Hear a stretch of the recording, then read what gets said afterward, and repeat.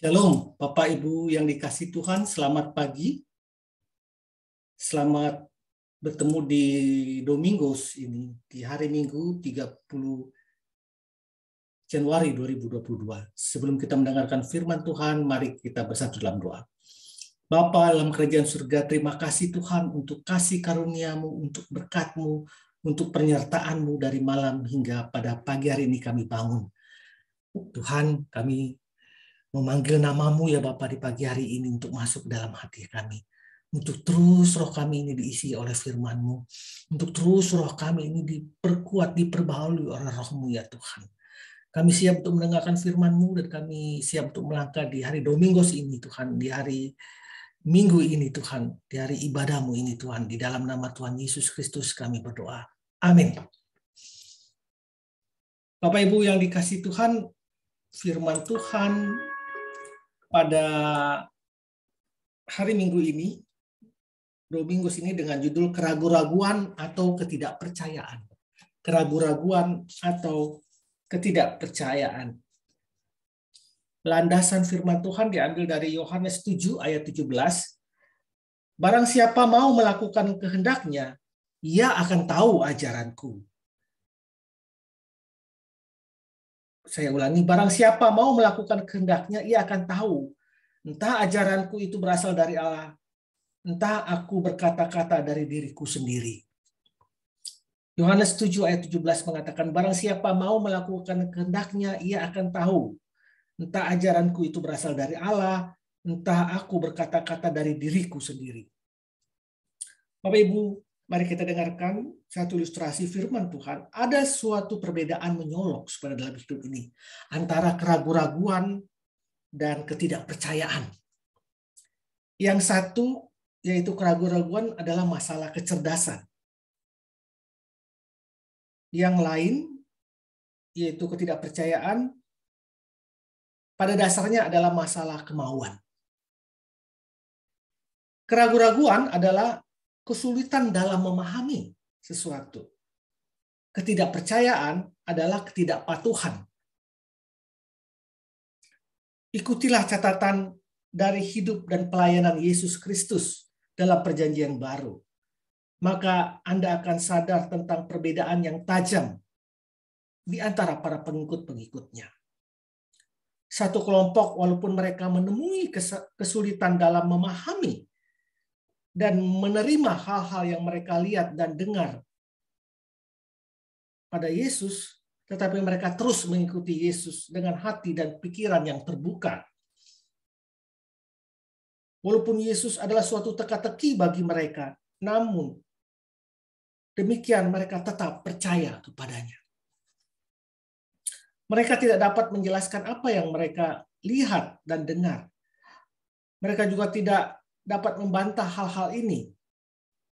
Mereka tidak dapat menjelaskan Yesus Kristus secara logika. Namun di dalam keutuhan hati mereka, mereka mengakui kenyataan-kenyataan itu dan tetap mengikut Dia dengan setia.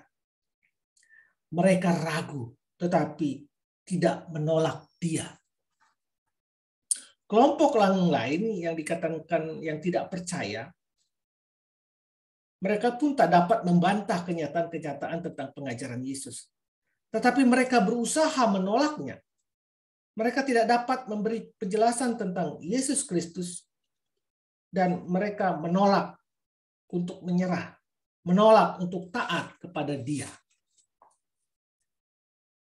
Mereka tetap mengikut Yesus, tetapi dengan maksud-maksud yang terselubung.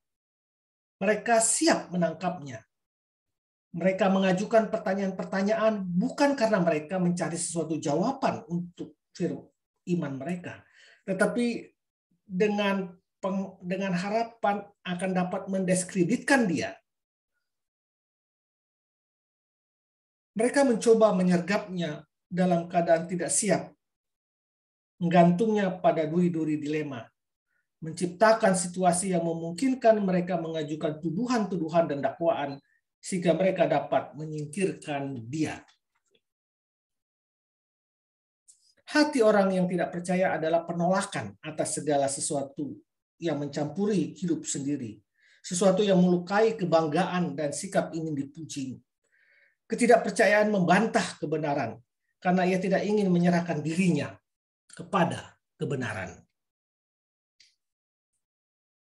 Orang yang ragu-ragu tidak dapat menjelaskan fakta-fakta, tetapi ia mengakuinya. Orang yang tidak percaya menolak mengakui kenyataan dan menggunakan alasan-alasan intelektual sebagai dalih.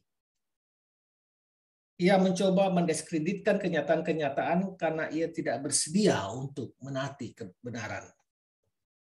Ketidakpercayaan adalah ketidakpatuhan yang menyamar dalam jubah intelektualisme atau kesalehan yang salah. Sesungguhnya ketidakpercayaan adalah amoral dan pada dasarnya adalah ketidakjujuran.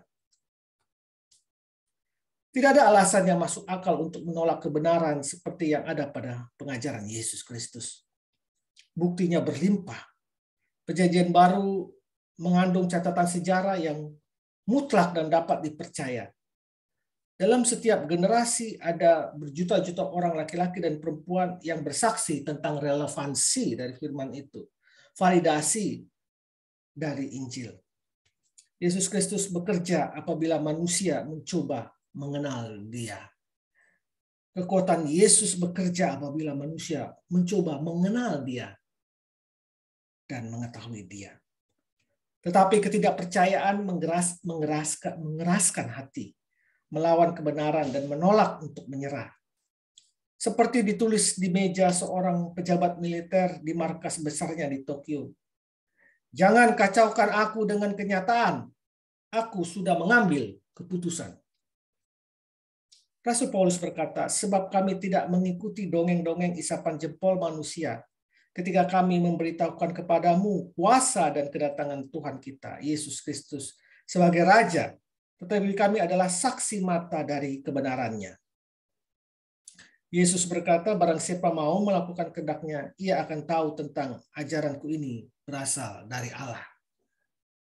Barang siapa mau melakukan kehendak-Nya, ia akan tahu entah ajaranku ini berasal dari Allah, entah aku berkata-kata dari diriku sendiri. Yohanes 7 ayat 17.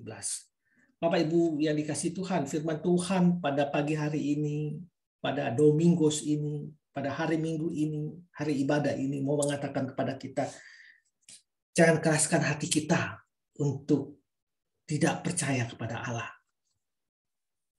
Jangan keraskan hati kita. Bapak Ibu yang dikasihi Tuhan. Yohanes 20 ayat 29 mengatakan, kata Yesus kepadanya, karena engkau telah melihat aku, maka engkau percaya. Berbahagialah mereka yang tidak melihat, namun percaya. Tidak melihat tetapi dengan iman, dengan pengalaman-pengalaman hidup mereka yang mereka rasakan, itu sudah bukti nyata bahwa Tuhan beserta dengan mereka. Penyertaan Tuhan selama hidup ini. Damai sejahtera yang Tuhan berikan. Jadi, hari ini Tuhan mau mengatakan, percayalah kepada Tuhan. Marilah kepadaku. Aku akan memberikan kelegaan kepadamu. Jangan keraskan hatimu. Buka pintu hatimu. Tuhan mengetok pintu hatimu.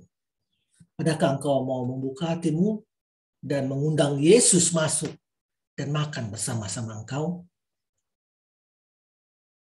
Selamat hari Minggu, Domingos. Tuhan Yesus memberkatimu. Amin.